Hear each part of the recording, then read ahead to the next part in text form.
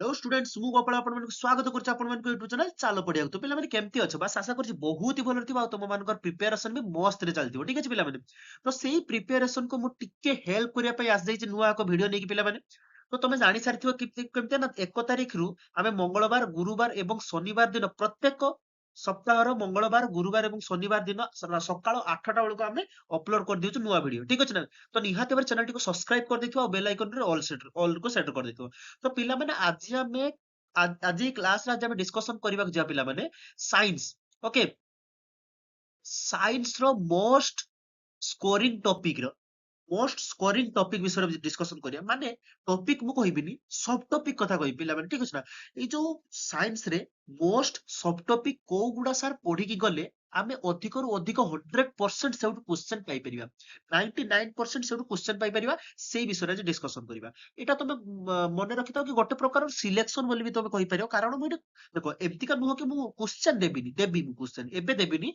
କିଛି ସମୟ ପରେ ମୁଁ ଟିକେ ଆନାଲିସିସ୍ କରିବି ପ୍ରତ୍ୟେକ 5 ବର୍ଷର କ୍ୱେଶ୍ଚନ କୁ ଦେଖିକି ମୁଁ ଆନାଲିସିସ୍ କରିକି ତମମାନଙ୍କୁ ବହୁତ ଜଲ୍ଦି ହିଁ ତମକୁ ପ୍ରୋଭାଇଡ କରିଦେବି ମୋର କ୍ୱେଶ୍ଚନ ଠିକ ଅଛି ସିଲେକ୍ସନ କ୍ୱେଶ୍ଚନ ତ ଏଟା ହଉଛି କଣ ସାର୍ କୋଉ କୋଉ ଟପିକ ଆମକୁ ଟିକେ ସର୍ଟ ଲିଷ୍ଟ କରିଦିଅନ୍ତୁ ସାର୍ ସମରି କରିଦିଅନ୍ତୁ କମେଇ ଦିଅନ୍ତୁ ଆମକୁ ଟିକେ ଟପିକ ଗୁଡା ସାର୍ ଆମେ ସେଇ ଟପିକ ଗୁଡା ପଢିଲେ ଆମକୁ ମାନେ ସେଇ ସବଜେକ୍ଟଟାକୁ ଆମେ କଭର କରିଦେଇ ପାରିବା ସେମିତି ପିଲାମାନେ ବାର ବାର କହୁଛି ମୁଁ ଗୋଟେ ମନେ କଥା ମନେ ରଖିଥାଉ ବୋଲେ ସାର୍ ଯୋଉଟା ଦଉଛନ୍ତି ସେତିକି ଖାଲି ପଢି ଦେଇ ଗଲେ ହବନି ସବୁ ପଢିବ ତମେ କିନ୍ତୁ ମୁଁ ଯୋଉ ଟପିକ ସବ ଟପିକ ଗୁଡା କହୁଛି ତମେ ସେଗୁଡା ଟିକେ ଅଧିକ ପ୍ରିଫର ଦବ ଓକେ ପିଲାମାନେ ତ ସେଗୁଡା ଟିକେ ଅଧିକ ଇମ୍ପୋର୍ଟାନ୍ସ ଦେଇକି ପଢିବ କାରଣ ସେଇଗୁଡା ପଢିବାର ବହୁତ ଚାନ୍ସ ଅଛି ଓକେ ପିଲାମାନେ ତ ବିନା ଟାଇମ ୱେଷ୍ଟ କରିକି ଚାଲ ପଢିବା ତ ପିଲାମାନେ ଆଜି ହେଲା ମୋଷ୍ଟ ସ୍କୋରିଂ ଟପିକ ଫର ବୋର୍ଡସ 2026 ପାଇଁ ଦେଖିବା फास्ट तमे जानि सारथियो पिला माने आज हम physical science okay only physical science तमरे नेक्स्ट क्लास रे हमरो बायोलॉजी करबा किंतु आज हम फिजिकल भौतिक विज्ञान कथा विषय रे जानिबा ठीक अछि पिले ठीक अछि देखो पिला माने ए जदि तमे देखियो प्रथम चैप्टर हम जानि सर रासायनिक प्रतिक्रिया और रासायनिक समीकरण ठीक है रूम ठीक पेन टा चेंज कर दिए ओके अच्छा देखो पिला माने तो प्रथम चैप्टर प्रथम टॉपिक अछि तमर कोन तो सर रासायनिक प्रतिक्रिया और रासायनिक समीकरण पिला माने मने रखिता पिले ରାସାୟନିକ ପ୍ରତିକ୍ରିୟା ଓ ରାସାୟନିକ ସମୀକରଣର ଆମର ବହୁତ କିଛି ଅଛି ସାର୍ କଣ ଅଛି ପ୍ରଥମେ ତ ଆମେ ପଢିବା କଣ ନା ସାର୍ ସମୀକରଣ କେମିତି ଲେଖାଯାଏ ହେଁ ସେଗୁଡା ଜାଣି ସାରିବା ତାପରେ ତା ସମତୁଲ କରିବା ସମତୁଲ କରିକି ବିଭିନ୍ନ ପ୍ରକାର ସମୀକରଣ ପଢିବା ସେଟା ପଢି ସାରିଲା ପରେ ଜାରଣ ବିଜାରଣ ପଢିବା ତାପରେ ସଂଖ୍ୟାରଣ ସଡାବସ୍ଥା ସେଟା ଅଛି ସବୁ କିନ୍ତୁ ପିଲାମାନେ ଏଇ ଯୋଉ 2026 ମସିହା ପାଇଁ ଭେରି ଇମ୍ପୋର୍ଟାଣ୍ଟ ହଉଛି ବିଘଟନ ପ୍ରତିକ୍ରିୟା ପିଲାମାନେ ମୁଁ ବାର କହୁଛି ଭେରି ଇମ୍ପୋର୍ଟାଣ୍ଟ ବିଘଟନ ପ୍ରତିକ୍ରିୟା ବିସ୍ଥାପନ ପ୍ରତିକ୍ରିୟା ଆଉ ଜାରଣ ବିଜାରଣ ପିଲାମାନେ ମୁଁ ଏଇଟା ମନ ଇଚ୍ଛା ଲେଖୁନି ପିଲେ ବହୁତ ଆନାଲିସିସ୍ କରିକି ଆମେ ଏଗୁଡା ସବୁ ବାହାର କରିଛୁ ଠିକ ଅଛି ନା ତ ଏଇଟା ହଉଛି ବିଘଟନ ପ୍ରତିକ୍ରିୟା ଓକେ ପିଲେ ବିସ୍ଥାପନ ପ୍ରତିକ୍ରିୟା ଏଣ୍ଡ ଜାରଣ ଆଉ ବିଜାରଣ ଏଇ ତିନିଟା ଟପିକ ରୁ ନିହାତି ଭାବରେ ତମେ 100% ମାର୍କ ମାନେ କ୍ୱେଶ୍ଚନ ପାଇବ ପିଲାମାନେ ଠିକ ଅଛି ନା ମୋଷ୍ଟ ଏକ୍ସାମ ଫୋକସ୍ଡ ଚାପ୍ଟର ମାନେ ଏକ୍ସାମ ରେ ଏଇ ତିନିଟାରୁ ନିହାତି ମାନେ ନିହାତି ପଡିଥାଏ 100% ସେଥିପାଇଁ ମୁଁ କହୁଛି ଠିକ ଅଛି ନା ଭେରି ଇମ୍ପୋର୍ଟାଣ୍ଟ ପିଲାମାନେ ଯେତେବେଳେ ତମେ ରିଭାଇଜ କରୁଛ ରାସାୟନିକ ପ୍ରତିକ୍ରିୟା ଓ ରାସାୟନିକ ସମୀକରଣଟାକୁ ଏଇ ତିନିଟା ବିଷୟ ବା ଏଇ ତିନୋଟି ସବ ଟପିକ କୁ କେବେ ବି ଭୁଲିବ ନାହିଁ ଆଉ ଯଦି ବି ଭୁଲି ଯାଉଛ ନିହାତି ଭାବରେ ଏବେ ତମେ ମନେ ପକେଇ ଦିଅ ଦେଖ ଦଉଛି ନିହାତି ଭାବରେ ଏଗୁଡାକୁ କମ୍ପ୍ଲିଟ କରିକି ଯିବ ଓକେ ଆଉ ଭଲ ସେ କମ୍ପ୍ଲିଟ କରିକି ଯିବ କାରଣ ଏଇଟା ବହୁତ ଚାନ୍ସ ଅଛି ଏଠୁ ପଢିବା ପାଇଁ ପଢିବାର ଠିକ ଅଛି ନେକ୍ସଟ ନେକ୍ସଟ ଟପିକ ଦେଖ ମୁଁ ବେଶୀ କହିବିନି ପିଲାମାନେ ମାତ୍ର ଏତିକିରୁ ତମେ ଭଲସେ ପଢିବା ଦରକାର ଠିକ ଅଛି ତାପରେ ଆସିଗଲା ଦେଖୁଛ ସେକେଣ୍ଡ ବିଷୟ ଆମେ ଜାଣିଛେ ସାର୍ ଅମ୍ଳ କ୍ଷାର ଲବଣ ପିଲାମାନଙ୍କର ମୁଁ ବହୁତ ଦେଖିଛି ସାର୍ ପିଲାମାନଙ୍କର ବହୁତ ଡାଉଟ ଅଛି ଏଇ ଯୋଉ ଅମ୍ଳ କ୍ଷାର ଲବଣ ଏଇ ଯୋଉ ଅମ୍ଳ କ୍ଷାର ଲବଣର ବହୁତ ଡାଉଟ ଅଛି ଯଦି ପିଲାମାନେ ତମର ଡାଉଟ ଅଛି ଏମସିକ୍ୟୁ ର ଯଦି ଖାସ କରି କହୁଛି ମୁଁ ଠିକ ଅଛି ମୁଁ ତ ସବଜେକ୍ଟିଭ କ୍ଲାସ କରିନି ଏପର୍ଯ୍ୟନ୍ତ ମୁଁ ଏମସିକ୍ୟୁ କ୍ଲାସ ବହୁତ କରିସାରିଛି ଠିକ ଅଛି ନା ଯଦି ତମର ଏଇ ଯୋଉ ଅମ୍ଳ କ୍ଷାର ଲବଣର ଯଦି କୌଣସି ଏମସିକ୍ୟୁ ରେ ଡାଉଟ ହଉଛି ବାର କହୁଛି ପିଲାମାନେ ଯଦି ତମର କୌଣସି ଏଇ ଯୋଉ ଏମସିକ୍ୟୁ ରେ ଡାଉଟ ହଉଛି ତ ନିହାତି ଭାବରେ ଚାଲିଯିବ ଆମ ଚ୍ୟାନେଲରେ ଆମ ଏଇ ଯୋଉ ତଳେ ଥିବା ଚ୍ୟାନେଲ ଲୋଗୋକୁ କ୍ଲିକ କରିବ ସେଇ କ୍ଲିକ କରିକି ଯାଇ ଚାଲିଯିବ ତମର ପୁରା ଫ୍ରଣ୍ଟ ପେଜ କୁ ଚାଲିଯିବ ସେଇ ଫ୍ରଣ୍ଟ ପେଜ ରେ ଏମସିକ୍ୟୁ ମୁଁ ବହୁତ ଡିସ୍କସନ କରିଛି ଏଇ ସବଜେକ୍ଟରେ ଠିକ ଅଛି ନା ପାଖାପାଖି 50 ରୁ 60 ପାଖାପାଖି 20 30 ପାଖାପାଖି ମୁଁ ଡିସ୍କସନ କରିଛି ଓକେ ତ ସେଇଟା ତମେ ଯେତେବେଳେ ଦେଖି ସାରିବ ନିହାତି ଭାବରେ ତମର ଏମସିକ୍ୟୁ ରେ ସବୁ କ୍ଲିୟର ହେଇଯିବ ଓକେ ପିଲେ ନିହାତି ଭାବରେ ମୁଁ ଏତିକି ତମକୁ ଗ୍ୟାରେଣ୍ଟି ଦଉଛି ପିଲାମାନେ ନା ଏମସିକ୍ୟୁ ରେ ତମର ନିହାତି ଭାବରେ ଟିକେ କ୍ଲିୟର ହେଇଯିବ ଓକେ ତ ଦେଖିବା ଅମ୍ଳ କ୍ଷାର ଲବଣ ଯୋଉ ସାର୍ କହିଲେ ଏମସିକ୍ୟୁ କଥା ତ ଜାଣିଦେଲେ। ନା ସାର୍ ସବଜେକ୍ଟିଭ କଥା କୋଉ ପଢିବା? ନା ସାର୍ ପ୍ରଥମେ ତ ଭେରି ପ୍ରତ୍ୟେକ ବର୍ଷ ପଢୁଛି, ଏ ବର୍ଷ ବି ପଢିବ ପିଲାମାନେ। ନା ବିଭିନ୍ନ ପ୍ରକାର ଲବଣ। ବିଭିନ୍ନ ପ୍ରକାର ଲବଣଟା ଭେରି ଇମ୍ପୋର୍ଟାଣ୍ଟ ପିଲାମାନେ। ଏଟା ଭଲସେ ଦେଖିକି ଯାଇଥିବ। Type of salt. ଓକେ। ତାପରେ ହଉଛି କଣ ଧାତୁ ଆଉ ଅଧାତୁଟା କଣ ନା ଅମ୍ଳଜାନ ସହ ପ୍ରତିକ୍ରିୟା বা ଅକ୍ସାଇଡ ସହ ପ୍ରତିକ୍ରିୟା ବୋଲି ବି ତମେ କହିପାରିବ। ନା ଅମ୍ଳଜାନ ସହିତ ରାସାୟନିକ ପ୍ରତିକ୍ରିୟା କଲେ ଆମେ ଜାଣିଛେ ସାର୍ ଧାତୁଟା ଅମ୍ଳଜାନ ସହିତ ରାସାୟନିକ ପ୍ରତିକ୍ରିୟା କଲେ ଧାତବ ଅକ୍ସାଇଡ, ଅଧାତୁଟା ଅଧାତବ ଅକ୍ସାଇଡ ପୁଣି ସେଟା କେମିତିକା ଅମ୍ଳ ହେଇଯାଏ, ଅଧାତବ ଅକ୍ସାଇଡଟା ପୁଣି ଜଳ ସହିତ ପ୍ରତିକ୍ରିୟା କଲେ ଅମ୍ଳ ହେଇଯାଏ। ସେଗୁଡା ସବୁ ତମେ ଦେଖିବ। ସେଇ ଇକ୍ୱେସନଟା ବହୁତ ଇମ୍ପୋର୍ଟାଣ୍ଟ ପିଲାମାନେ ଏଇ ଟପିକ ପାଇଁ, ଠିକ ଅଛି ନା? ଏଇ ବର୍ଷ ପାଇଁ ମେନ୍ କରି। ଆଉ ତ ତମେ ଜାଣିଛ ଅମ୍ଳ କ୍ଷାର ଲବଣ ପଢୁଛ ମାନେ ପିଏଚ ବିଷୟରେ ଯଦି କ୍ୱେଶ୍ଚନ ନ ପଢୁଛି ତବେ ମାନେ କଣ ମାନେ ମିନିଂଲେସ୍ ହେଇଯିବ, ଠିକ ଅଛି ନା? ତ ପିଏଚ ସ୍କେଲଟା ଭେରି ଇମ୍ପୋର୍ଟାଣ୍ଟ ଏଇ ବର୍ଷ ପାଇଁ। ଏଇ ବର୍ଷ ପାଇଁ ପିଏଚ ସ୍କେଲଟା ଭେରି ଇମ୍ପୋର୍ଟାଣ୍ଟ ପିଲାମାନେ। Very important pH ସ୍କେଲଟା। Okay. PH scale ଅଣ୍ଡରରେ ବହୁତ ଗୁଡା ଯାଉଛି ପିଲାମାନେ। ତମେ କହିବ ସାର୍ ଖାଲି ପିଏଚ ସ୍କେଲ ନା। ମନେ ପକାଅ ଅମ୍ଳ ବୃଷ୍ଟି କିପରି ହୁଏ ପିଏଚ ସ୍କେଲ ଭିତରେ ରହିବ। କେମିତି ମାପିଥାଉ। ଆଉ ପରିପାକ କଥା, ଦନ୍ତକ୍ଷୟ କଥା, ଏଗୁଡା ସବୁ ପିଲାମାନେ ପିଏଚ ସ୍କେଲ ଭିତରେ ଯାଉଛି। ଓକେ। ତ ସେଇ ହିସାବରେ ତମେ ଟିକେ କ୍ଲିୟର ହେଇଯିବ ପିଏଚ ଟା। ଓକେ। ତ ଏଇ ତିନୋଟି ସବ ଟପିକ ହଉଛି ତମର ଅମ୍ଳ କ୍ଷାର ଲବଣ। ଠିକ ଅଛି ନା? ପ୍ରତ୍ୟେକ ଟପିକ ରେ ମୁଁ ତମକୁ ସବ ଟପିକ ବହୁତ ଇମ୍ପୋର୍ଟାଣ୍ଟ ସବ ଟପିକ ଦେବି। ତ ଯଦି ବି ଚ୍ୟାନେଲ ଟିକୁ ନୂଆ ଅଛ ପିଲାମାନେ, ମୁଁ ଜାଣିଛି ନୂଆ ଥିବ କାହିଁକି ନା ବହୁତ କମ ସବସ୍କ୍ରାଇବର ଆମର। ନିହାତି ଭାବରେ ମାତ୍ର ଆଉ 30ଟା ସବସ୍କ୍ରାଇବର ଦରକାର ପିଲାମାନେ। 100 ସବସ୍କ୍ରାଇବର ହେଇଯିବ ନିହାତି ଭାବରେ। ଏଇ ଜଲ୍ଦି ମାନେ କରିଦିଅ ଜଲ୍ଦି ସେଞ୍ଚୁରୀ ସବସ୍କ୍ରାଇବ କୁ ଯିବା ପିଲାମାନେ ଆମେ ଧାତୁ ଅଧାତୁ। ନେକ୍ସଟ ଟପିକ କୁ ଯିବା ପିଲାମାନେ ଆମେ ଧାତୁ ଅଧାତୁ। ପିଲାମାନେ ଏଇ ଯୋଉ ତିନିଟା ଟପିକ ରଖିଛି, ଧାତୁ ଅଧାତୁର ବିଶେଷ କିଛି ଅଧିକ କ୍ୱେଶ୍ଚନ ହୁଏ ନାହିଁ ପିଲାମାନେ। ପ୍ରଥମତଃ ଦେଖିବ ଧାତୁ ଅଧାତୁର ଅଧିକ କ୍ୱେଶ୍ଚନ ହୁଏ ନାହିଁ। ଏଇଟାକୁ ଆମେ କହିପାରିବା କଣ ନା ଭେରି ଫ୍ରିକ୍ୱେଣ୍ଟଲି ଆସ୍କଡ ସର୍ଟ କ୍ୱେଶ୍ଚନ। ଏଇ ଯୋଉ ତମର 2 ମାର୍କିଆ ଆଉ 3 ମାର୍କିଆ ତମର ପିଲା ରହୁନି, ଏଇ 2-3 ମାର୍କିଆ ବହୁତ ଥର ଏଇ ଧାତୁ ଅଧାତୁରେ ପକାଏ। ଲଙ୍ଗ କ୍ୱେଶ୍ଚନ କାଁ ଭାଁ ପକାଏ। ପକେଇବ ମାନେ ଏମିତିକା ନୁହଁ କି ପକାଏନି ବୋଲି, ପକାଏ କିନ୍ତୁ ବହୁତ ଚାନ୍ସ କମ ଥାଏ। ବୁଝିବ? ତ ସେଇଟା କଣ ସର୍ଟ କ୍ୱେଶ୍ଚନ ପାଇଁ ଏଗୁଡା ବହୁତ ଇମ୍ପୋର୍ଟାଣ୍ଟ। ଧାତୁ ଅଧାତୁର ସର୍ଟ କ୍ୱେଶ୍ଚନ ପାଇଁ ବହୁତ ଇମ୍ପୋର୍ଟାଣ୍ଟ। ସେଥିପାଇଁ ମୁଁ ଲେଖିଦେଇଛି ଆୟନିକ ଯୌଗିକ, ଆୟନିକ କମ୍ପାଉଣ୍ଡ। ତମର ଧାତୁ ନିଷ୍କାସନ ଟା ଟିକେ ଦେଖିଦବ। ସଂଖ୍ୟାରଣ। ଠିକ ଅଛି ନା? ଏଇଟା ଆକାରଟା ରହିଯାଇଛି ସଂଖ୍ୟାରଣ। ଓକେ। ସଂଖ୍ୟାରଣ ଟିକେ ଦେଖିଦବ। ଏଇ ତିନିଟା ଭଲସେ ଦେଖିକି ଯିବ। କିଛି ଅସୁବିଧା ନାହିଁ ସେ ବିଷୟଟା ପାଇଁ ହେଲା। ନେକ୍ସଟ ବିଷୟ ପଚେ ଯିବା। ଦେଖ କାର୍ବନ ଓ ଏହାର ଯୌଗିକ। ପିଲାମାନେ ତମର ଯଦି କାର୍ବନ ଓ ଏହାର ଯୌଗିକର ଏମସିକ୍ୟୁ ରେ ଯଦି କିଛି ପ୍ରୋବ୍ଲେମ ଅଛି ସେଟା ବି ମୁଁ କ୍ଲାସ କରିଛି ପିଲାମାନେ। ସେଟା ବି ମୁଁ କ୍ଲାସ କରିଛି, ତମେ ଯାଇକି ଚ୍ୟାନେଲରେ ଦେଖିଦେଇ ପାରିବ। ଠିକ ଅଛି ନା? ସେଇ 20-30ଟା କ୍ଲାସ ଭିତରେ ମୁଁ ପୁରାପୁରି ଟୋଟାଲ ମତେ ମାନେ କଣ ସେଟା ତାର କନସେପ୍ଟକୁ ମୁଁ ପୁରାପୁରି କ୍ଲିୟର କରିବା ପାଇଁ ଚେଷ୍ଟା କରିଛି। ତମେ ଯାଇକି ଚେକ୍ କର। ଯଦି ଭଲ ଲାଗିଲା ନିହାତି ଭାବରେ ମତେ କମେଣ୍ଟରେ ଜଣେଇବ। ଏଇଟାକୁ ଆମେ କଣ କହିବା ନା ଗ୍ରୁପ ଏକ୍ସାମ ଫେଭରେଟ। ମାନେ ଏକ୍ସାମ ର ଫେଭରେଟ, ମାନେ ଏଇଗୁଡା ଏକ୍ସାମ ରେ ପଡେ ହିଁ ପଡେ। ପୃକ୍ତ ଅପୃକ୍ତ କାର୍ବନ, ଏଇଟା ତ ପୃକ୍ତ ଅପୃକ୍ତ ଯୌଗିକ, ଏଇଟା ଭେରି ଇମ୍ପୋର୍ଟାଣ୍ଟ ପିଲାମାନେ। କୋଉ ଯୌଗିକଟାକୁ ଆମେ ପୃକ୍ତ କହିବା, କୋଉ ଯୌଗିକଟାକୁ ଆମେ ଅପୃକ୍ତ କହିବା। ଠିକ ଅଛି ନା? ଆଉ ହୋମୋଲୋଗସ୍ ଶ୍ରେଣୀ। ତାପରେ ଇଥାନଲ ରୁ କିପରି ଇଥାନିକ ଏସିଡ ଟା ହେଇଥାଏ, ଇକ୍ୱେସନ ମନେ ଅଛି ନା ନାଇଁ? ତ ଏଗୁଡା ବହୁତ ଇମ୍ପୋର୍ଟାଣ୍ଟ ପିଲାମାନେ। ମୋର ଟିକେ ସମୟ ହେଲାନି, ନହେଲେ ମୁଁ ଭାବୁଥିଲି କି ତମକୁ ପୁରା ୱାନ୍ ସଟ୍ କରିକି ପୁରାପୁରି ରିଭାଇଜ କରିବି ବୋଲି। ତ ଯଦି ବି ତମେ ମତେ ଏବେ ତ ଟାଇମ ହେଲାଣି ପାଖାପାଖି ଜାନୁଆରୀ ମାସ ଷ୍ଟାର୍ଟ ହେଇଗଲା। ତମେ ଯଦି ବି ଏବେ ମତେ କମେଣ୍ଟ କରିବ ପିଲାମାନେ, ମୁଁ ବାର କହୁଛି ପିଲାମାନେ, ଯଦି ବି ଏବେ ତମେ ମତେ କମେଣ୍ଟ କରିବ, ମୁଁ ନିହାତି ଭାବରେ ୱାନ୍ ସଟ୍ ନେଇକି ଆସିବି ପିଲାମାନେ ତମ ମାନଙ୍କ ପାଇଁ। ୱାନ୍ ସଟ୍ ନେଇକି ଆସିବି ଯୋଉଥିରେ ମାତ୍ର 30 ରୁ 40 ମିନିଟ ଭିତରେ ପ୍ରତ୍ୟେକ ଟପିକ ର ମେଥ ଆଉ ସାଇନ୍ସ ହେଲା, ମେଥ ଆଉ ସାଇନ୍ସ ପ୍ରତ୍ୟେକ ଟପିକ ରେ ଆମେ 30 ରୁ ମାତ୍ର 40 ମିନିଟ ଭିତରେ ଆମେ ତାକୁ କଭରେଜ କରିବା। ଭେରି ଇମ୍ପୋର୍ଟାଣ୍ଟ କ୍ୱେଶ୍ଚନ ର ଏନ୍ସର କୁ ବି ମଧ୍ୟ ଡିସ୍କସନ କରିବା। ସବୁ ପ୍ରକାର ଡିସ୍କସନ କରିବା। ବାସ୍ ତମର ଗୋଟେ ସପୋର୍ଟ ପିଲାମାନେ ଦରକାର, ସେଟା ହଉଛି ତମ। ଓକେ। ତ ନେକ୍ସଟ ପିଲାମାନେ ଦେଇଛି ଦେଖ। ନେକ୍ସଟ ଆମର ଜାଣିଛ ସବୁଠୁ high scoring chapter, high scoring topic ଯଦି କହିବି ମୁଁ, ହାଇ ସ୍କୋରିଂ ଟପିକ ଯଦି ମୁଁ କହିବି ପିଲାମାନେ, ଏଇ ଟପିକଟା ହଉଛି ସବୁଠୁ ହାଇ ସ୍କୋରିଂ। ସେଟା ହଉଛି କଣ ମୌଳିକ ଗୁଡିକର ପର୍ଯ୍ୟାୟ ଶ୍ରେଣୀକରଣ। ପିଲାମାନେ ଏଟା ଭେରି ଇଜି ମାର୍କ ପଡେ, ବହୁତ ସହଜ ପଡେ। ଆଉ ଟ୍ରେଣ୍ଡ ଏଇ କ୍ୱେଶ୍ଚନ ପଡିବ ହିଁ ପଡିବ। ସେଟା ହଉଛି କଣ ନ୍ୟୁଲାଣ୍ଡ କୋ ଅଷ୍ଟକ ନିୟମ, 3 ମାର୍କିଆ ଭେରି ଇମ୍ପୋର୍ଟାଣ୍ଟ। ମେଣ୍ଡେଲିଭଙ୍କ ପର୍ଯ୍ୟାୟ ସାରଣୀ 5 ମାର୍କିଆ ଭେରି ଇମ୍ପୋର୍ଟାଣ୍ଟ।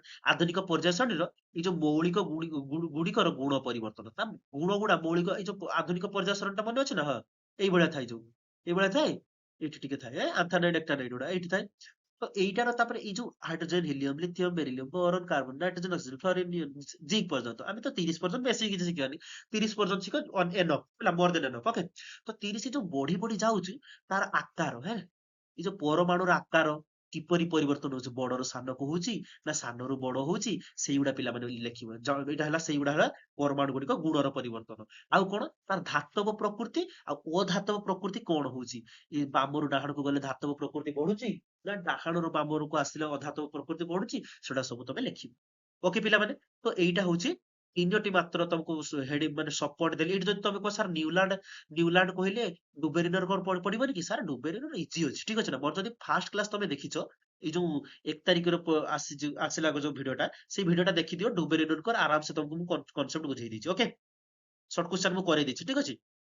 ତାପରେ ମୁଁ ବାର ବାର କହୁଛି, ଆଉ ଥରେ ମଧ୍ୟ କହିଦଉଛି, ଯଦି ତମେ ୟା ପୂର୍ବ କ୍ଲାସ ଦେଖିନ 1 ତାରିଖରେ ଯେଟା ହେଇଥିଲା ନ୍ୟୁ ଇୟରରେ, ଯେଟା ଯେ କ୍ଲାସଟା ହେଇଛି, ସେଇ କ୍ଲାସଟା ହଉଛି କଣ 2024 ପିଲାମାନେ। 2024 ର MPYQ ପ୍ରିଭିୟସ ଇୟର କ୍ୱେଶ୍ଚନ, ପୂର୍ବ ବର୍ଷ କ୍ୱେଶ୍ଚନ କଣ ସବୁ ପଡିଥିଲା MCQ ରେ, ଏଇ ସାଇନ୍ସ କଥା କହୁଛି, ଠିକ ଅଛି ନା। Life science plus physical science ଦିଟା ଯାକର ମୁଁ କରିଦେଇଛି କଣ ନା 2024 ମସିହାର କ୍ୱେଶ୍ଚନ ଆନ୍ସରକୁ ମୁଁ ଡିସ୍କସନ କରିଦେଇଛି ପିଲାମାନେ। ଟିକେ ଯାଇକି ଦେଖିଦିଅ, ଆମେ କଣ କେମିତିକା ଷ୍ଟ୍ରାଟେଜି କରିଛେ, କେମିତିକା ପଢିବା ପିଲାମାନେ ଆଗକୁ, ସେଇ ବିଷୟରେ ମଧ୍ୟ କହିଦେଇଛି, ତ ଟିକେ ଦେଖିଦବ, ଠିକ ଅଛି। ତ ଏବେ ପୁଣି ଆସିଗଲା କଣ ନା ଆଲୋକର ପ୍ରତିଫଳନ ଓ ପ୍ରତିସରଣ। ଆଲୋକର ପ୍ରତିଫଳନ ଓ ପ୍ରତିସରଣ, ଯଦି ତମେ ଆଲୋକର ଏଇ ପ୍ରତିଫଳନ ପ୍ରତିସରଣଟା ଦେଖିବ, ଭେରି ଭେରି ଇମ୍ପୋର୍ଟାଣ୍ଟ ଯଦି କହିବାକୁ ଗଲେ, ଏଟା ସବୁଠୁ ସହଜ ବିଷୟ। ଏଟା ସବୁଠୁ ସହଜ ସହଜ ବିଷୟ କହିବାକୁ ଗଲେ, ଓକେ ନା। ସାର୍ ଏଇଟା ସରି ସବୁଠୁ ସହଜ ବିଷୟ, କିନ୍ତୁ ବହୁତ ପିଲାମାନଙ୍କର ଏଇଟା ବହୁତ ଡାଉଟ ଥାଏ, ମୁଁ ଜାଣିଛି ଏଟା ବହୁତ ପ୍ରୋବ୍ଲେମ ଥାଏ ଏଇ ବିଷୟଟା। କିଛି ପିଲାମାନେ ମେସେଜ କରନ୍ତି, ସାର୍ ଏଇ କ୍ୱେଶ୍ଚନ ଟା ଏଇ ଟପିକ ଟା ଟୋଟାଲି ହଉନି ଆମ ମାନଙ୍କର, ଠିକ ଅଛି ନା। ଏଟା ସବୁଠୁ ସହଜ ବିଷୟଟା। ସେ କହିଛି ବର୍ତ୍ତୁଳା ପ୍ରଥମ ଇମ୍ପୋର୍ଟାଣ୍ଟ, ମୁଁ ଯଦି କହିବ ତମେ, ମୁଁ ନିହାତି ଭାବରେ ୱାନ୍ ଶଟ ନେଇକି ଆସିବି, ମତେ ବାସ୍ କମେଣ୍ଟ କର। ଯଦି ଦରକାର ତ ନିହାତି ମୁଁ ନେଇକି ଆସିବି, ଯଦି ଦରକାର ନାହିଁ ମୁଁ କାଲଟା କାହିଁ ନେଇକି ଆସିବି କୁହନି, ଠିକ ଅଛି। ତ ମତେ ପିଡିଏଫ ପିପିଟି ବନେଇକି ଆସିତେ ହବ, ମୁଁ ପୁଣି ଆନାଲିସିସ୍ କରି ମତେ ବହୁତ ସମୟ ଲାଗିଯିବ। ତ ଯଦି ଜେନୁଇନଲି ଦରକାର, ନିହାତି ଭାବରେ ମତେ ମେସେଜ କରିବ ଆଉ ସବସ୍କ୍ରାଇବ ଟେ କରିଦବ। ଓକେ, ଦେଖ ପିଲାମାନେ, ସେ କହିଛି ବର୍ତ୍ତୁଳାକାର ଦର୍ପଣର ପ୍ରତିବିମ୍ବ। ଯଦି ବର୍ତ୍ତୁଳାକାର ଦର୍ପଣ ଆମେ ଏଇଟା କହିବା, ତାକୁ ଫାଳେ ଦେଲେ ଦିଟା ଦର୍ପଣ ତିଆରି ହେଇଛି, ଗୋଟେ ଏଇଟା ଗୋଟେ ଏଇଟା। ସେଟା ହଉଛି କଣ ସାର୍, ଗୋଟେ ଅତଳ ଦର୍ପଣ ଆଉ ଗୋଟେ ଅବତଳ ଦର୍ପଣ। ମୁଁ ଟିକେ ତଥାପି ମୁଁ କନସେପ୍ଟ ଟିକେ ଟିକେ କହିଦଉଛି। ସାର୍ ଏଇ ଭିତରଟା ଯଦି ଆମର କଣ, ଏଇପଟଟା, ଏଇ ଭିତରଟା ଯଦି ଆମର କଣ ପ୍ରତିଫଳନ ପୃଷ୍ଠ ଥିବ, ଏଇ ଭିତରଟା ଯଦି ପ୍ରତିଫଳନ ପୃଷ୍ଠ ଥିବ, ତାକୁ ଆମେ ଅବତଳ ଦର୍ପଣ କହିବା। ଅବତଳ ଦର୍ପଣ। ଦର୍ପଣ। ଉତ୍ତଳ ଦର୍ପଣ କଣ, ତା ଉଲ୍ଟାଟା ସାର୍। ସାର୍ ତା ଉଲ୍ଟାଟା, ଯଦି ବାହାର ଆଡୁ ତାର ପ୍ରତିଫଳନ ପୃଷ୍ଠଟା ଥିବ, ଯଦି ବାହାର ଆଡୁ ତାର ପ୍ରତିଫଳନ ପୃଷ୍ଠଟା ଥିବ, ତେବେ ତାକୁ ଆମେ କଣ କହିବା ନା, ସରି ଷ୍ଟୁଡେଣ୍ଟ, କଣ କହିଥିଲି ପିଲାମାନେ, ଏଇଟା ହେଲା ଅବତଳ ଦର୍ପଣ। ଯଦି ସେ କଣ କହିଲା ନା, ଯଦି ସାର୍ ବାହାର ପଟେ ତାର ପ୍ରତିଫଳନ ପୃଷ୍ଠଟା ଥିବ, ଏଇ ଯୋଉ ବାହାର ପଟେ ଯଦି ତାର ପ୍ରତିଫଳନ ପୃଷ୍ଠଟା ଥିବ, ତେବେ ତାକୁ ଆମେ କଣ କହିବା ପିଲାମାନେ, ଉତ୍ତଳ ଦର୍ପଣ ବୋଲି କହିବା। ଉତ୍ତଳ ଦର୍ପଣ ବୋଲି କହିବା, ଠିକ ଅଛି ନା ନାହିଁ। ବାସ୍ ଇଜି। ତାର ନେକ୍ସଟ, ୟାର ଯୋଉ 6ଟା ପ୍ରତିବିମ୍ବ ଥିଲା, ମନେ ପଡୁଛି ନା। ୟାର 6ଟା ଥିଲା ପ୍ରତିବିମ୍ବ, ୟାର 2ଟା ଥିଲା ପ୍ରତିବିମ୍ବ, ଏଗୁଡା ୟାର ସବୁଗୁଡା ଅଭାସୀ ପ୍ରତିବିମ୍ବ ବାହାରୁଥିଲା। ହେଁ, ଯଦି କ୍ଲାସ ଯଦି ପଢିନ ତ ନିହାତି ଏବେରୁ ଚାନ୍ସ ଅଛି, ଏବେରୁ ପଢି ଚାଲ। ତାପରେ ଆସିବା ଆମେ ଲେନ୍ସ ର ପ୍ରତିବିମ୍ବ। ଆମେ ଜାଣିଛୁ ସାର୍ ବାଇପ୍ରଖାଲ, ଏଇଟାକୁ ଆମେ ଉତ୍ତଳ ଲେନ୍ସ କହିଥାଉ, ସରି ହଁ ଉତ୍ତଳ ଲେନ୍ସ। ଆଉ ଅବତଳ ଲେନ୍ସ କୋଉଟା କହିଥାଉ, ଏଇଟାକୁ ଅବତଳ ଲେନ୍ସ କହିଥାଉ। ହଁ, ଏଟା ବି ଅଛି। ତାପରେ ଲେନ୍ସ ର ପ୍ରତିବିମ୍ବ ଭେରି ଇମ୍ପୋର୍ଟାଣ୍ଟ ହେଲା। ବର୍ତ୍ତୁଳାକାର ଦର୍ପଣର ପ୍ରତିବିମ୍ବ, ଲେନ୍ସ ର ପ୍ରତିବିମ୍ବ, ଆଉ ପରିବର୍ତ୍ତନ, ଯେଟାକୁ ଆମେ ସ୍ମଲ ଏମ୍ ବୋଲି କହିଥାଉ। Relation between height of the object and height of the image, ମାନେ ବସ୍ତୁର ଉଚ୍ଚତା ଆଉ ପ୍ରତିବିମ୍ବର ଉଚ୍ଚତା ମଧ୍ୟରେ ଗୋଟେ ସମ୍ପର୍କ ଦେଖାଇଥାଏ, ସେଇଟା ହଉଛି ପରିବର୍ତ୍ତନ। ପରିବର୍ତ୍ତନ is very important for this, ମାନେ ଏଇ ଯୋଉ ତମର ପରୀକ୍ଷା ପାଇଁ ପରିବର୍ତ୍ତନଟା ବହୁତ ଇମ୍ପୋର୍ଟାଣ୍ଟ। ଓକେ, ତାପରେ ନେକ୍ସଟ କହିଛି ପିଲାମାନେ କଣ, ସୂତ୍ର। ସୂତ୍ର ମନେ ପଡୁଛି ଛୁଆ, 1/f ଇକ୍ୱାଲ ଟୁ, ଏଇଟା ସାର୍ ଦର୍ପଣ ଆଉ ଲେନ୍ସ ଦିଟା ଯାକ, ଲେନ୍ସ ଖାଲି ମାଇନସ ଲାଗିଯିବ, ଦର୍ପଣର plus 1/f equal to 1/u plus 1/f V. 1/v, ୟୁଟା ହଉଛି କଣ ଅବଜେକ୍ଟର ଦୂରତା, ମାନେ ବସ୍ତୁର ଦୂରତା। ଭିଟା ହଉଛି କଣ ପ୍ରତିବିମ୍ବର ଦୂରତା। ସାର୍ ମାଇନସ ଗୋଟେ ଲାଗିଗଲେ ସିଏ କଣ ହେଇଯିବ, ଲେନ୍ସର ସୂତ୍ର, ପ୍ଲସ ଲାଗିଗଲେ ସିଏ ଦର୍ପଣର ସୂତ୍ର। ଚାପ୍ଟର ଯିବା ପିଲାମାନେ, ଲେଟ୍ କରିବାନି। ମୁଁ ଭାବୁଥିଲି ତମକୁ ମାନେ ଡିସ୍କସନ ନ କରିଥାନ୍ତି, କାରଣ ତମେ ଏଗୁଡ଼ା ସବୁ ଜାଣି ଥିବ। ଯଦି ବି ଜାଣିନ କିଛି ଅସୁବିଧା ନାହିଁ, ମତେ କମେଣ୍ଟ କର, ମୁଁ ତମକୁ ସବୁ କହିଦେବି, ଠିକ ଅଛି। ତାପରେ ଆସିଗଲା କଣ ତୁମର ମାନବ ଚକ୍ଷୁ ବର୍ଣ୍ଣ ଜଗତ। କଣ ଆସିଗଲା ପିଲାମାନେ, ମାନବ ଚକ୍ଷୁ ବର୍ଣ୍ଣ ଜଗତ। ସେ ଭିତରେ ମାନବ ଚକ୍ଷୁ, ସେ ଯୋଉ ଚିତ୍ର ଅଙ୍କନ, ନାମାଙ୍କିତ ଚିତ୍ର ଅଙ୍କନ ଭେରି ଇମ୍ପୋର୍ଟାଣ୍ଟ। ଯଦି କିଛି ମାନେ ବ୍ୟାକଗ୍ରାଉଣ୍ଡ ନଏଜ ଆସୁଥିବ ପିଲାମାନେ, ସରି ସେଥିପାଇଁ। ତ ଭେରି ଭେରି ଇମ୍ପୋର୍ଟାଣ୍ଟ ହଉଛି କଣ ତମର ମାନବ ଚକ୍ଷୁ। ମାନବ ଚକ୍ଷୁଟା ଭେରି ଇମ୍ପୋର୍ଟାଣ୍ଟ ତମ ମାନଙ୍କ ପାଇଁ। ତାପରେ ଦୃଷ୍ଟି ଦୋଷ। ଦୃଷ୍ଟି ଦୋଷ ଭିତରେ 3ଟା ଦୃଷ୍ଟି ଦୋଷ ଆସିବ ପିଲାମାନେ। ଗୋଟେ ହେଲା ସମୀପ ଦୃଷ୍ଟି ଦୋଷ, ଗୋଟେ ଦୂର ଦୃଷ୍ଟି ଦୋଷ, ଆଉ ଗୋଟେ ଚାଳିଶା। କାଳିସାଟା ଲଙ୍କୁଶାନ ପାଇଁ ଏତେ ଇମ୍ପୋର୍ଟାଣ୍ଟ ନୁହଁ କିନ୍ତୁ ସମୀପ ଦୃଷ୍ଟି ଦୋଷ ଦୂରଦୃଷ୍ଟି ଦୋଷ ମନେ ରଖିଥାଅ 100% ତମର 2026 ପରେ ଏକ୍ସାମ ରେ ପଡିବାର ଚାନ୍ସ ଅଛି 100%। ଠିକ ଅଛି ନା ନାଇଁ? ତାପରେ ପ୍ରିଜିମ ରେ ପ୍ରତିସରଣ ଭେରି ଭେରି ଇମ୍ପୋର୍ଟାଣ୍ଟ। ତାପରେ ବାୟୁମଣ୍ଡଳୀୟ ପ୍ରତିସରଣ। ଛୁଆ ପିଲାମାନେ ଏଇ ଯୋଉ ବାୟୁମଣ୍ଡଳର ପ୍ରତିସରଣ ମାନେ କଣ? ତ ସାର୍ କାହିଁକି ଆକାଶଟା ନୀଳ ଦେଖାଯାଏ? ମାନେ ସୂର୍ଯ୍ୟୋଦୟ ଆଉ ସୂର୍ଯ୍ୟାସ୍ତ ଭିତରେ କାହିଁକି ପାର୍ଥକ୍ୟ ରହିଛି ଶୀଘ୍ର ଆଉ ଲେଟ୍ କାହିଁକି ହଉଛି? ଆଉ କଣ ସାର୍? ଏଇଗୁଡା ହେଲା ତାର କଣ ଆଉ କାହିଁକି ଇନ୍ଦ୍ରଧନୁ କିପରି ସୃଷ୍ଟି ହୋଇଥାଏ? ତ ଏଇଗୁଡା ହଉଛି ବାୟୁମଣ୍ଡଳର ପ୍ରତିସରଣ ବା ପ୍ରତିଫଳନ ବା ପ୍ରତିସରଣ। ତାପରେ ଆମର ବିଚ୍ଛୁରଣ ବି କହିଦେଇ ପାରିବ। ଓକେ, ସେ ଯୋଉ ସର୍ଟ ନୋଟ ଗୁଡା ଅଛି ସେଗୁଡା ଟିକେ ଦେଖ। ତାପରେ ନେକ୍ସଟ ଆସିଲା ପିଲାମାନେ ଆମର ବିଦ୍ୟୁତ। କଣ ଆସିଲା ଛୁଆ? ବିଦ୍ୟୁତ। ଭେରି ବହୁତ ବଢିଆ ଚାପ୍ଟରଟା ଏଟା ନୁହଁ କି? ବିଦ୍ୟୁତ ବହୁତ ବଢିଆ ଚାପ୍ଟରଟା। ସେ ଭିତରେ ଓମଙ୍କ ନିୟମ ଭି ଇକ୍ୱାଲ ଟୁ ସାର୍ ଆଇଆର, ମନେ ଅଛି ତ? ଭି ଇକ୍ୱାଲ ଟୁ ଆଇଆର। ତାପରେ ପ୍ରତିରୋଧିତା, ଏଇ ଯୋଉ ଆର ଟା ଏଇଟା ହଉଛି ପ୍ରତିରୋଧିତା। ଏଇ ଯୋଉ ଆର ଟା ପିଲେ ଏଇଟା ହଉଛି ପ୍ରତିରୋଧିତା। ଏଇଟା ହଉଛି କଣ ପିଲେ? ପ୍ରତିରୋଧିତା। ଏଇଟା ହଉଛି ପ୍ରତିରୋଧିତା। ତ ତମେ ଦେଖିପାରିବ କଣ ନା sir V equal to IR ଆମେ ଓମ ଦେଇଦେଲେ କଣ ଭି ଇକ୍ୱାଲ ଟୁ ଆଇଆର। ଏଇ ଯୋଉ ଏଠି ଆଇଟା ହଉଛି କଣ ସାର୍? କରେଣ୍ଟ। ଏଠି ଆଇଟା ହଉଛି କଣ? କରେଣ୍ଟ। ଆଉ ଭିଟା ହଉଛି କଣ? Voltage sir. ଭିଟା ହଉଛି କଣ? ଭୋଲ୍ଟେଜ, ବିଦ୍ୟୁତ ବିଭାନ୍ତର ଯେଟାକୁ ଆମେ କହିଥାଉ। ବିଦ୍ୟୁତ ବିଭାନ୍ତର। ଆଉ ଆରଟା ହଉଛି ରେଜିଷ୍ଟାନ୍ସ ବା ପ୍ରତିରୋଧ ତାକୁ ଆମେ କହିଥାଉ। ଆରଟା କଣ କହିଥାଉ ନା ସାର୍ ପ୍ରତିରୋଧିତା। ପ୍ରତିରୋଧ ବା ପ୍ରତିରୋଧିତା। ତାପରେ ଆମେ କଣ ନା ଏଇ ଯୋଉ ପ୍ରତିରୋଧ ଆର ର ସଂଯୋଗ ଗୁଡା ଦେଖିବା। ସଂଯୋଗ very important. Okay, short question ବି ବାର ପକେଇ ଦଉଛୁ। ସଂଯୋଗ କିଛି ଦେଇଥିବ। ମୁଁ ଯୋଉ 2024 ମସିହାର କ୍ୱେଶ୍ଚନ ଡିସ୍କସନ କରିଥିଲି ପିଲାମାନେ ସେଇଠୁ ତମର ଦେଖିବ ସଂଯୋଗରୁ ଏଇ ଯୋଉ ସଂଯୋଗରୁ ଏମସିକ୍ୟୁ ପକେଇଥିଲା ଗୋଟେ କ୍ୱେଶ୍ଚନ। ଦେଖିବ କେମିତିକା ଆମେ କଲେ ମିଶିକି ଥିଲା। ଏଇଭଳିଆ ଥିଲା ଗୋଟେ ଏଇଭଳିଆ ଦେଇକି ଏଇଭଳିଆ ଗୋଟେ ଚାଲିଥିଲା ଦେଇକି ଏଇଭଳିଆ ଗୋଟେ ହେଇଥିଲା। ଦେଇକି ସେ ପଚାରିଥିଲା ଟୋଟାଲ ୟାର କେତେ ପ୍ରତିରୋଧ ହବ ନିର୍ଣ୍ଣୟ କର। ଆମେ ବାହାର କରିଥିଲେ ଆରାମସେ ଭିଡିଓଟାକୁ ଦେଖିବ। ଓକେ, ତାପରେ ଆମେ କଣ ନା ସାର୍ ତାପନ କ୍ଷମତା। କାହିଁକି ସାର୍ ଗୋଟେ ଲାଇଟ ଟା ଅଧିକ ସମୟ ଜଳିଲା ମାନେ ସେ କାହିଁକି ଗରମ ହେଇଯାଏ? ଏ ଯୋଉ ଗରମ ବା ତାପଟା ଆସୁଛି କୋଉଠି? ସାର୍ ତାପଟା କ୍ରିଏଟ ହଉଛି କୋଉଠି ଆଉ ଆସୁଛି କୋଉଠି? ବହୁତ ଇଣ୍ଟରେଷ୍ଟିଂ ଚାପ୍ଟରଟା ପିଲାମାନେ ଏଟା। ଠିକ ଅଛି ନା? ତ ଯଦି ପଢିଥିବ ତ ନିହାତି ଭାବରେ ଜାଣିଥିବ ବହୁତ ଇଣ୍ଟରେଷ୍ଟିଂ ଚାପ୍ଟରଟା। ଏଇଟା ବହୁତ ଇମ୍ପୋର୍ଟାଣ୍ଟ ପିଲାମାନେ। ତାପନ କ୍ଷମତା ଆଉ ପାୱାର ଗୋଟେ ଫର୍ମୁଲା ଜାଣିଥିବ sir P. Power P equal to 1/m। Focal ଲେନ୍ଥଟା ର ବ୍ୟୁତ୍କ୍ରମଟା ହଉଛି ପାୱାର ସହିତ ସମାନ। ଫୋକାଲ ଲେନ୍ଥ ଯେତେ ଆମେ କମେ ଏଟା କଣ ଇନଭର୍ସଲି ପ୍ରୋପୋର୍ସନାଲ। ଅର୍ଥ ଫୋକସଟାକୁ ଆମର ସରି ପାୱାରଟାକୁ ଯଦି ଆମେ ବଢେଇଦବା ତେବେ ଫୋକାଲ ଲେନ୍ଥଟା କମିଯିବ। ଆଉ ପାୱାରଟାକୁ ଯଦି କମେଇଦବା ତେବେ ଫୋକାଲ ଲେନ୍ଥଟା ସେ ବଢିଯିବ। ବିଷୟ ପିଲାମାନେ ତମର ଯୋଉ ଫିଜିକାଲ ସାଇନ୍ସ ର ଲାଷ୍ଟ ବିଷୟ ଫିଜିକାଲ ସାଇନ୍ସ ର ଲାଷ୍ଟ ବିଷୟ ପିଲାମାନେ ଦେଖ ନା ବିଦ୍ୟୁତ ସ୍ରୋତର ଚୁମ୍ବକୀୟ ପ୍ରଭାବ। ଫିଜିକାଲ ସାଇନ୍ସ ର ଲାଷ୍ଟ ବିଷୟ ପିଲାମାନେ ବିଦ୍ୟୁତ ସ୍ରୋତର ଚୁମ୍ବକୀୟ ପ୍ରଭାବ।